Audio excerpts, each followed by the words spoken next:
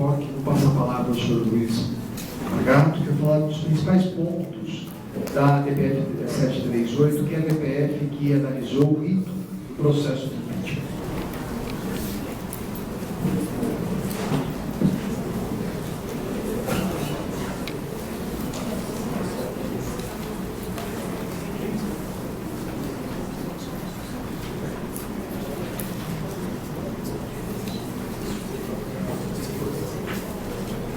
Queridos, boa noite. Prazer estar com vocês. A FMU se esforça em fazer uma semana jurídica de maneira a trazer assuntos interessantes do momento para poder aprofundar e acrescentar para vocês. E é gratificante ver esse auditório cheio, ver o esforço, o interesse de vocês. Então, eu deixo registrado aqui o parabéns a cada um que está aqui nessa véspera de feriado para entender um pouquinho mais sobre o processo de impeachment. Professor Paulo, obrigado pelo convite, muito honrado. Cumprimento os demais colegas da mesa. Queridos, nós vamos tratar sobre a DPF 378. DPF 378. Eu vou entrar um pouquinho no que falou já a professora Amanda, no que falou meu colega professor Felipe, sobre a discussão dessa DPF. O que é uma DPF? A DPF é uma arguição de descumprimento de preceito fundamental. Vamos tratar aqui por ADPF para não travar minha língua e ficar mais fácil para vocês.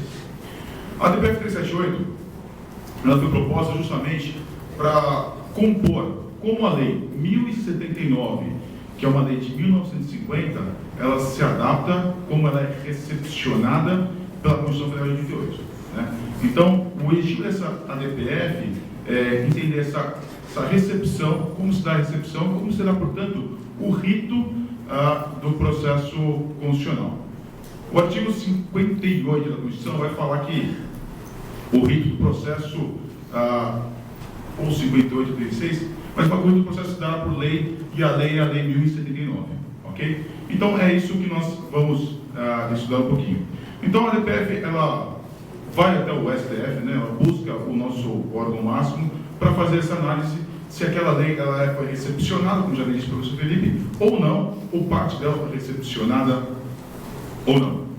A parte que propôs essa DPF foi um partido político, que é uma parte competente para propor a DPF, assim dispõe o artigo 103 da Constituição Federal, os partidos políticos são competentes, a semelhança da ADI. Quem propôs foi o PCdoB, Partido Comunista do Brasil. Ele propôs a DPF, propondo alguns pontos, questionando alguns pontos no STF. Olha, esses pontos dessa lei, elas persistem, elas são aplicáveis ou não? Basicamente foram 11 pontos que foram questionados junto ao STF, alguns decididos por maioria, por unanimidade, outros só por maioria de votos. Mas, de qualquer maneira, todos aqueles 11 pontos sobre os quesitos questionados foram decididos, estabelecendo, portanto, o rito do processo de impeachment. Um dos pontos, obviamente não vou abordar os 11 pontos, porque seria muito extenso, mas trazer alguns pontos interessantes. Um dos pontos que foi decidido por maioria de votos e não por unanimidade, diz respeito à admissibilidade, o processo inicial de admissibilidade no Senado. Como bem disse a professora Amanda, uma vez aprovado na Câmara dos Deputados, o processo vai para o Senado Federal. Mas antes de ele ir, ele não vira processo, na verdade, né? Precisa de uma votação para que ele seja aceito nesse Senado Federal. Mas por que isso, se isso não está expressamente previsto na Constituição Federal? Né? Se a Constituição diz que após aprovado vai para o Senado. Né? Então, por que esse entendimento de nós termos um juízo, uma votação, um juízo de admissibilidade desse processo que vem, desse procedimento que vem da Câmara, para que ele prossiga e persista no Senado? O STF diz de maneira bem clara que essa, na verdade, é a única interpretação que poderia ser dada à Constituição. Por que essa é a única interpretação? O artigo 52, artigo 51, inciso 1, vai falar que compete à Câmara dos Deputados autorizar o processo de impedimento. Ele autoriza, ele não determina o processo de impedimento. O artigo 52, inciso 1, quando vai falar sobre as competências do Senado Federal, vai falar que compete ao Senado processar e julgar. Quando nós entendemos por processar e julgar, devemos ter um entendimento mais amplo possível do que é um processo. Né? Então, processo inclui a admissão, fazer um juízo de admissibilidade dele. Então, em respeito à literalidade do 51.1, do 52.1, nós devemos fazer essa votação. De igual maneira, entende também de maneira literal, se nós obrigássemos o Senado a aceitar essa votação, obrigaríamos também, por exemplo, o STF a instaurar um processo nos casos de crimes comuns. Porque a Constituição nos diz que nos casos de crime de responsabilidade, após aprovar pela Câmara dos Deputados, vai ao Senado. Nos crimes comuns, vai ao STF. Portanto, se não houvesse esse juízo prévio de admissibilidade, nessa segunda etapa, a Câmara obrigaria ao STF a instaurar um processo mesmo contra a vontade dela. Né? Então, o raciocínio que se tem para o Senado é o mesmo que seria para o STF. E nesses casos, estaremos violando, por exemplo, o artigo 2º da Constituição Federal, da separação dos poderes. Né? Então, deve sim ser feito um juízo de admissibilidade, quando nós pegamos então a literalidade da norma. No julgamento desse DPF, o STF ainda nos traz que nós não devemos ter uma interpretação retrospectiva. Por quê? As constituições anteriores, de 46 e de 67, de fato, dispunham diferente, dispunham de maneira diversa como está de NT8. Mas nós não podemos ter um entendimento diverso, uma interpretação, não podemos ter um entendimento semelhante àqueles. Mudou o texto constitucional. Nós não repetimos os textos constitucionais de 46 ou de 67. Então, deve ser dada uma nova interpretação e não fazer uma interpretação retrospectiva. Então, na análise histórica, na análise literal, nós devemos sim fazer esse juízo de admissibilidade antes de receber. Por fim, podemos falar de uma análise sistemática. Quando nós falamos do artigo 44 da Constituição Federal, nós prevemos o bicameralismo. São dois órgãos independentes, tanto a Câmara como o Senado. Não poderia a Câmara vincular o Senado à AG. O Senado tem a sua independência, assim como tem a Câmara. Então, de maneira sistemática, também não caberia essa análise. Em diversos outros dispositivos da Constituição, teremos a mesma expressão que encontramos no 52, inciso 1, compete processar e julgar. E em todos há essa análise de admissibilidade. Nosso colega, professor juiz federal, está lá no artigo 109, compete lá a Justiça Federal processar e julgar, e faz a análise de admissibilidade. Sempre é feito. Né? Então, na análise sistemática da Constituição, não tem como interpretarmos de maneira diversa. Né? Então, precisamos fazer. Mesmo porque, pelo princípio da segurança jurídica, esse foi o rito adotado também no impeachment do Collor, e devemos prevalecer. Então, o STF entende, devemos fazer esse processo, esse procedimento de admissibilidade no Senado, porque esta é a única interpretação possível para o caso, mesmo não estando expressamente previsto na Constituição, mas uma interpretação literal, histórica, sistemática e lógica nos permite isso. Lógica porque o afastamento do presidente, como disse o professor Amanda, só se dá depois dessa aceitação no Senado. Se não fosse isso, não precisaria mudar a redação da Constituição anterior. Né?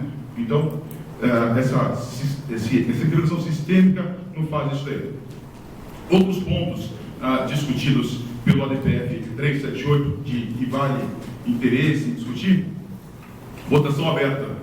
Então, todos os procedimentos, todo o processo de impeachment, em razão da sua publicidade, em razão de ter transparência, de ter controle de responsabilidade dos atos para qual os nossos senadores, deputados foram eleitos. Então, o processo, qualquer ato do processo deve ser aberto. Não foi unânime, mas foi por maioria esse entendimento. Né? Representam o povo ou os seus estados, os senadores, mas a lei eles agem em nome das pessoas, o voto deve ser aberto. Então, esse foi um outro entendimento. Com relação às decisões unânimes do STF no julgamento da DPF 378, cabe um ponto interessante, discutindo-se se havia imparcialidade ou suspeição do presidente da Câmara dos Deputados. Por quê? Se vocês bem lembrarem os artigos do Código de Processo Penal, 252, 254, vamos falar dos casos de impedimento e suspeição. O artigo 36 da Lei 1079 vai falar que aplica-se subsidiariamente o Código de Processo Penal. Então, poderia haver suspensão, sabendo que quem vai julgar, na verdade são os deputados que julgam nesse momento, é inimigo íntimo da pessoa, tem interesse nisso daí. Então, a pessoa que tem interesse numa decisão, é ela que vai julgar, é inimigo íntimo dessa pessoa. Seria o caso de suspeição, então isso está legado. Se o presidente da Câmara teria suspeição para presidir esse processo. E o entendimento foi que não. O artigo 34 da Lei 1069, ela traz expressamente quais são os casos de suspeição, e não envolve amizade ou inimizade, né? Envolve alguns casos de relacionamento conjugal. Tirando esses casos, não há outros previstos.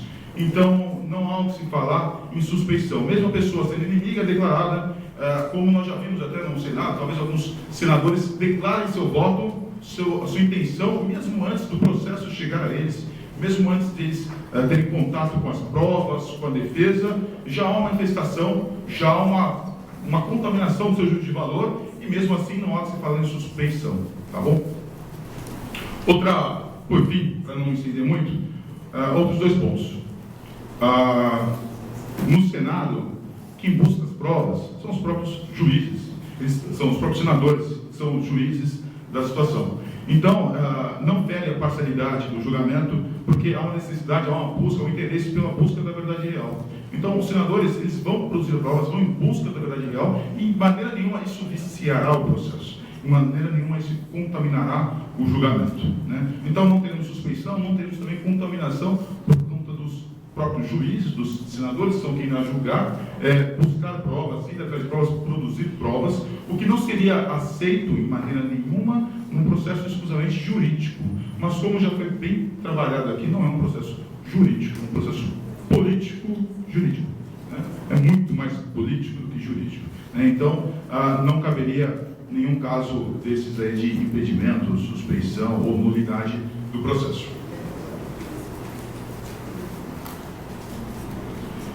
Por fim, pessoal, o colega já falou a proporcionalidade, o professor Roque já falou a proporcionalidade em respeito na composição das comissões, também foi objeto de ADPF.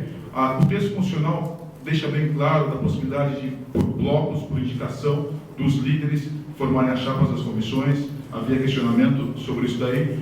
O STF determinou que seguisse o texto daquela comissão, embora a Lei 1079 falava-se da composição das comissões por meio dos partidos e não dos blocos. Entendeu-se sim que os blocos podem fazer isso daí. Então foram 11 pontos, trouxe para vocês aqui os 5, talvez, principais pontos que envolvem isso daí. E eu acho que era isso daí, professor Paulo. Obrigado, professor.